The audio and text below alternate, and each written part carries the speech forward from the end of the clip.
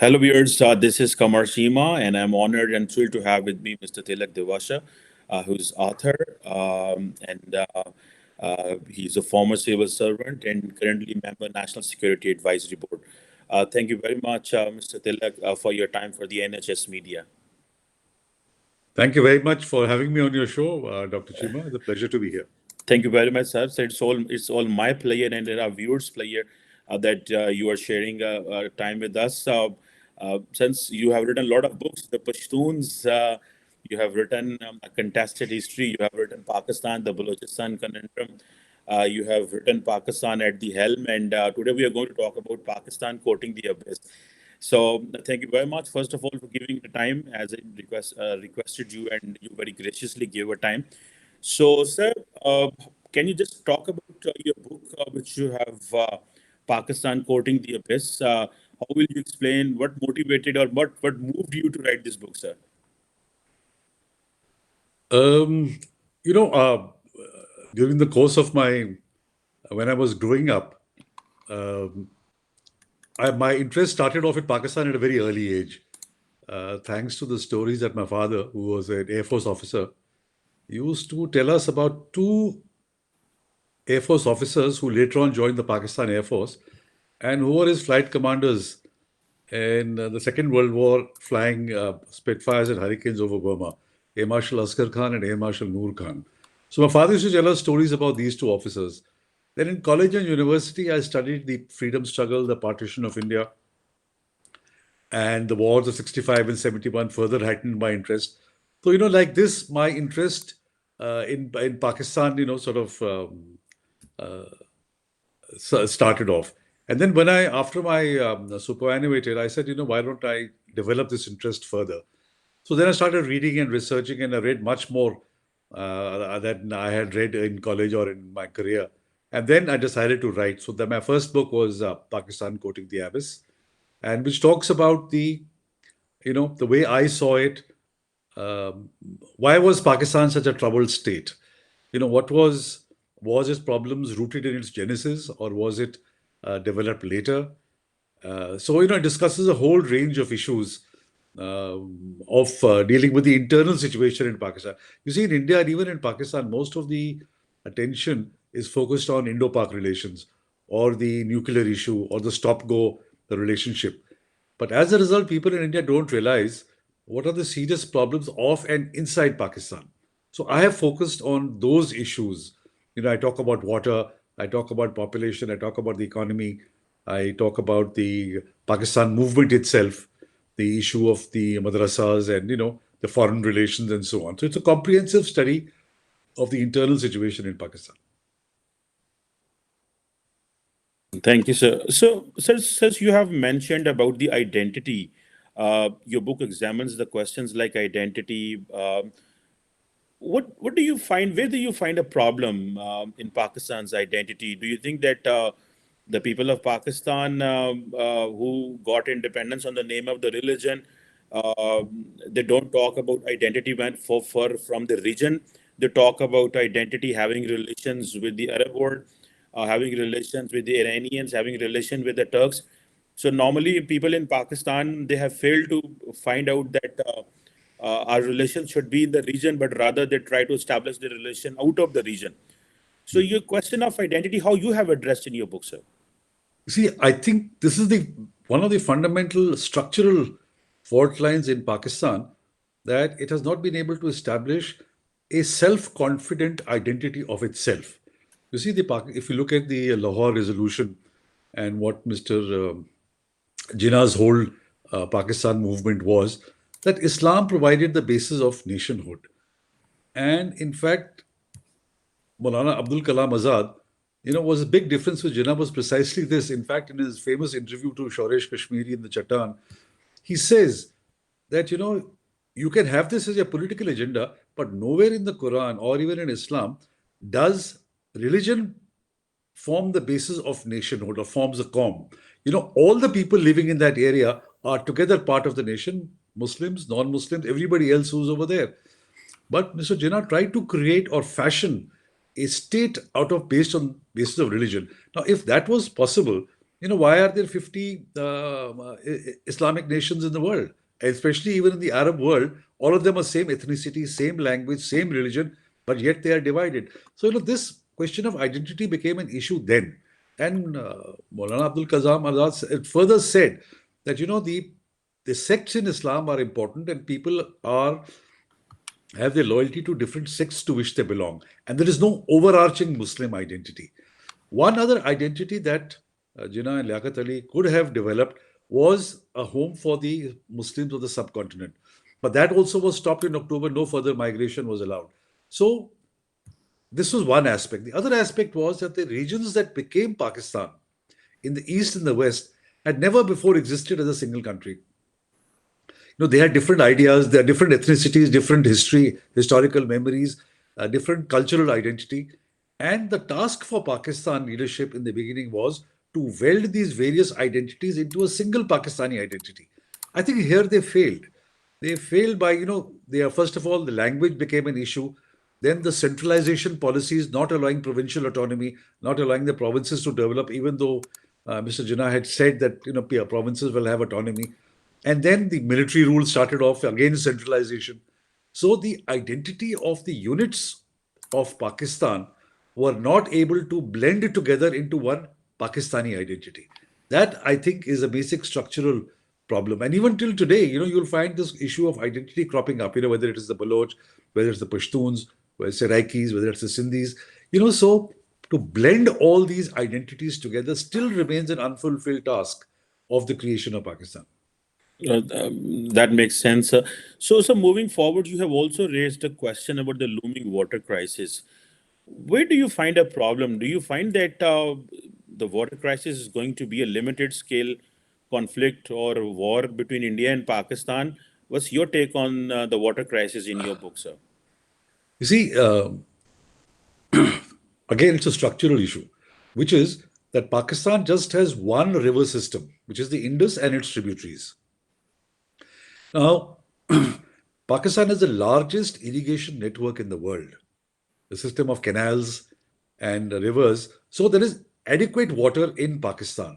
But the management of the water has been so poor for the last 70 years that today there is a looming water crisis. In fact, I quote the report of the Pakistan Water Commission, I forget the full name, but they themselves have said that by 2025, the per capita availability of water in Pakistan would decline to 500 cubic meters per annum, which is like drought-like conditions in parts of Pakistan. Now, it is not that you don't have enough water, but see, you have to store waters because bulk of the water, rain-fed water, comes in 4 months, and 8 months are water-stressed period. So you have to store water. Now, Pakistan has built only two dams, Bangla and Tarbela, and you have the Chashma Barrage. So the last 70 years, you have not been able to build other storage facilities. So the storage capability in Pakistan is limited. That's one issue. The second issue is that because of silting, a lot of the storage has got lost almost 50% of the capacity. The canals have not been lined. So there was one paper I read from a Pakistani think tank that only about 30 to 40% of the water from the river actually reaches the field. 60% of the water gets wasted, either it is stolen or it seeps down. So because the canals are not lined. So Pakistan has adequate water to feed its population, but the management of water resources has not been the way it should have been. So today you are in a situation, and then again another thing, you are growing crops like sugarcane in areas where sugarcane requires a lot of water, but you are growing sugarcane in areas which are for example, in Sindh, which is the hottest area, so it requires much more water. So the crops are not suited to the soil and not suited to the availability of water. So today, what is happening because of the various dams and lack of conservation and lack of proper sort of development, the Indus does not reach the sea. In downstream of Kotri, there is no water in the water-stressed months. So there is sea intrusion, and sea intrusion into Badin and Thatta has led to soil becoming salty, marshy, and no cultivation is possible there. So it's a whole ecosystem of problems on the water because of poor management. The leadership has not devoted enough attention and unfortunately not enough resources to develop Pakistan's water. Now, you talked about war. You see, what will you do with the war? Even if you start fighting with India, you blame India for not fulfilling the Indus Water Treaty. अब पानी कहाँ से लेकर आओगे? How can you get the water? You have to manage the water yourself, which flows into you.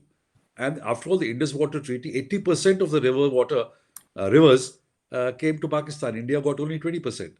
So, what additional water can you get from India? So this is a very legitimate and pertinent question, and particularly, obviously, this is a question of mismanagement. As you raised the question that a report from Pakistan mentioned that much of the water gets wasted because of the managerial issues. So moving forward, so how do you see? Since you're talking about Pakistan, how do you see this Pakistan-Afghanistan relations, particularly in this post-US withdrawal, the rise of Taliban, to whom nobody is recognizing? India is having its own NSA level talks with the regional states minus Pakistan. So, how do you see Pakistan and Afghanistan relations at these days? What is your take on that? You see, post US exit, I think there are two phases in Pak Afghan relations. Initially, there was a lot of euphoria and happiness in Pakistan that the Taliban are back in power in Kabul. And the reason for this was that Pakistan felt, or the policymakers felt, that Pakistan's security concerns would now be managed and looked after by the Taliban in at least three respects. One, India will be pushed out of Kabul, so they will not have the fear of India's presence in Afghanistan. Second, the Taliban will recognize the Durand Line. And third, they would take care of the TTP in terms of defanging them, taking away their weapons, and settling them or sending them back to Pakistan. Now, if you see a year and a half, almost 2 years later, none of these three expectations of Pakistan have been fulfilled. One, India is back in Kabul at the invitation of the Taliban, and the Taliban have asked us to complete those infrastructure projects.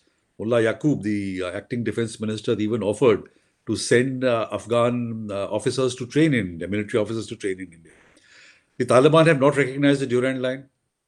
They're unlikely to recognize it because, I'm sure you will know the background of it, that after the 1949 Loya Jirga, in which they rescinded the Durand Line and all the other treaties with the British India, as far as they are concerned, all Afghan governments have one common sort of policy that there is no demarcated border between Afghanistan and Pakistan. So they will not recognize the Durand Line. In fact, in some parts, they even uprooted the Durand Line, saying it is a line, it is an unresolved issue, it divides brothers. Third, the Taliban have not defanged the TTP. In fact, this expectation of Pakistan itself was, I think, a little bit misplaced because anybody who knows the concept of Pashtunwali, they should have realized that just as the tribal people in Waziristan gave shelter to the Taliban after 2001, now when the TTP requires shelter, the Taliban will give them shelter.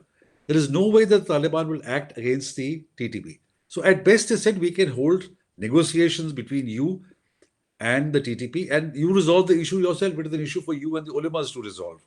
So twice the Taliban have organized a ceasefire with the TTP, but I think the negotiations broke down because the demands of the TTP was something which probably the Pakistan government was not willing to concede. So I think this is the second phase now you're in, with the relationship between Pakistan and the Taliban, or Pakistan and Afghanistan, which is, there's a lot of tension, there is bitterness.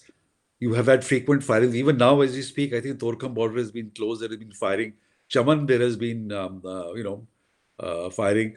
The Taliban have accused Pakistan of giving their airspace to the US, which led to the killing of Zawari. And you also carried out some attacks in which some of their leaders, like Khorasani, were killed. So there is tension, and I think Pakistan will have to resolve this in a very sophisticated and a very careful manner, the issue that they have with the Afghan Taliban and the issue that they have with the Tehreek-e-Taliban Pakistan. It is very sensitive, Cheema Saab, and I think, and I hope people in Pakistan also realize the seriousness of the situation. Because in my latest book, I've studied the Pashtuns.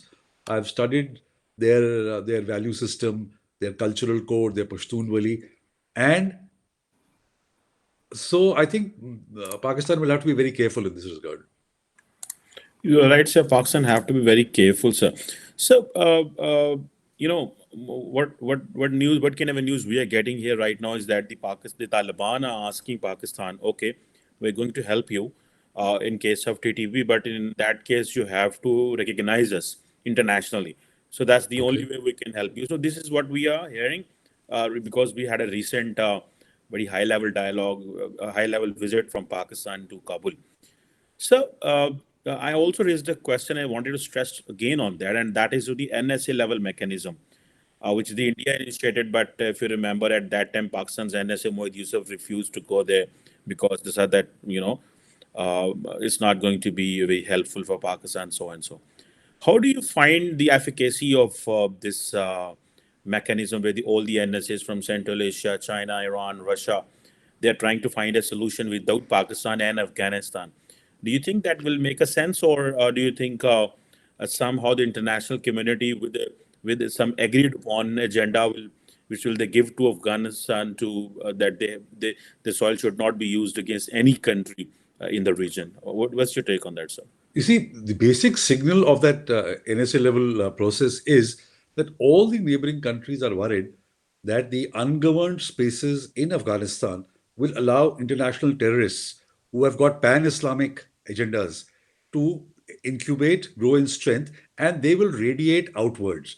Now, this will lead to a surge of refugees, lead to drugs, and lead to terrorism. So, all the countries have signaled that they're extremely worried about terrorism emanating from Afghanistan into the region. Now, it is unfortunate that Pakistan is the country which is most affected by terrorism from Afghanistan. And yet they chose, because of bilateral issues with India, not to attend. Now, if you don't attend a meeting, which is such an important process, then who's who is going to suffer? So I think the invitation to Pakistan was there. Pakistan itself has decided not to attend. I think this process is a very important process because, after all, these are all the national security advisors who are concerned about terrorism, and Pakistan is equally concerned about terrorism. I don't think so. Pakistan can say that we will tackle the issue of terrorism of Afghanistan alone. It has to be a joint regional effort to tackle terrorism because some terrorist groups are targeted towards Central Asia. Russia feels the presence of the ISKP. The US is concerned, so the entire region is affected. And Pakistan is equally affected, if not more. So I think Pakistan, I mean, to my way of thinking, should reconsider its position. But unfortunately, you don't even have an NSA at the moment. You see, you have to join the process. You will have to have an NSA, True. and then, since you are concerned with terrorism in the most affected country with terrorism, should be a part. Everybody, it has to be a regional effort. True, true. So, sir, since Pakistan is having democracy, also we have had a revolving door democracy. But democratic process is back. With every 5 years, the elections are going to happen. People are participating and all that. So, since you have written an entire book on Pakistan and you have spoken about so many fault lines, where do you find Pakistan is going? What kind of a direction you see Pakistan is in right now? And so, what is your take on that? That democracy is back, but still there are challenges. So, how do you view this, sir? See, Chima Saab, the crux of democracy is that there is a consensus among government and opposition. Consensus is national interest. Unfortunately, what is happening in today in Pakistan and what I see, or what we see from the outside, is that there is total polarization. Even at a time when you're having a massive economic crisis, you have a massive security situation, you just had the worst floods in history, the government and opposition don't even want to sit on the same room or same table and discuss issues of national importance. The government has called the APC two times, I think, and the opposition, Imran Khan's party, refuses to even attend. So, democracy cannot function like this. That with this kind of polarization, political polarization, you may have differences. Every political party has a different policy, different agenda. They think they can govern the country the best. But when you are faced with a national issue, surely everybody has to come together. And if it can't, then that democracy itself is, a suspect. It's going to be a shaky democracy. So now what is happening is there is polarization. People are accusing the judiciary of being polarized or favoring somebody. Imran Khan is saying that the government proposes to sort of postpone the election using security issue concern, the blast in Peshawar. So, to my way of thinking, in a very simplistic manner, democracy in Pakistan will strengthen if there is a consensus between the government and the opposition and the political parties that, look, we have our differences, we will compete with you in elections, but where issues of national interest are concerned, I'll give you one example. After the December 2014 Peshawar school attack, all the political parties came together and you had the National Action Plan. And then this Operation Zarb-e-Azb was launched. It was very successful. Today, what is happening? I don't think so. Even the army is comfortable in going into an operation when there is so much of polarization and nobody is supporting each other. I mean, you have the opposition. I was reading a statement of Mr. Fawad Chaudhry, who says that Imran Khan is the most popular person in Afghanistan because he has no Afghan blood on his hands. What is the signal? He is signaling that the PTI is safe, you can target the others. I mean, you can't tackle issues of national interest like this. So, democracy will be shaky so long as and until they develop a basic consensus on the way forward. You are absolutely right. So one last question that is generally we have heard a lot on Indian media and other places. Oh, look, Pakistan is facing serious economic crisis. Looking at the state of Pakistan's security, looking at how Pakistani armed forces or the Pakistani institutions or the society and the government, they have fought back against terrorism. We are facing a serious economic crisis at the moment where we are running from pillar to post for getting funds for the central bank. Do you think that India needs to be worried for all that is was going on? Because there's a lot of talk going on in India. Rather, Pakistan as a strong state, Pakistan is a strong state. Yes, there are some financial security challenges. Do you think that the countries in the region, in some way, they need to be worried about Pakistan? What's going on here? I think worried is probably a strong word. We are certainly concerned. I think the region would certainly be concerned because if the economic meltdown, your media reports an economic meltdown. We have no journalists in Pakistan. No, there's no Indian journalists there. So when we read your newspapers and the stories that are coming out are quite scary. That the way your foreign exchange reserves have reduced. Somebody, I think Dawn mentioned that 7 million people in the textile sector are out of jobs.